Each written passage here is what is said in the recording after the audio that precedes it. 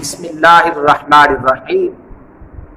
میں ایک حدیث پاک تاریخ مدینہ تو دمشق جلد نمبر 42 اور اس کا پیج نمبر 67 بیان کرنے لگا ہوں۔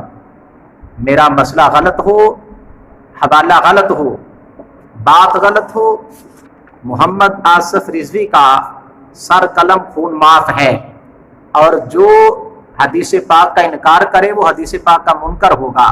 قیامت کو نبی پاک علیہ السلام کی شفاعت اور مولا کائنات کی شفاعت سے محروم رہے گا۔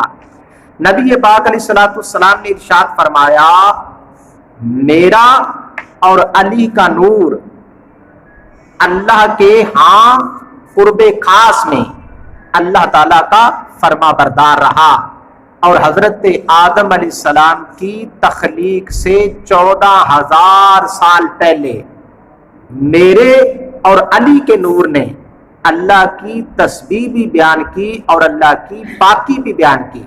جب اللہ تعالیٰ نے حضرت آدم علیہ السلام کو تخلیق فرمایا تو اس نور کو حضرت آدم علیہ السلام کی پشت مبارک میں رکھا، پھر یہ نور چلتا چلتا حضرت عبد المطلب رضی اللہ تعالیٰ عنہ تک آیا، وہاں سے جدا ہوا۔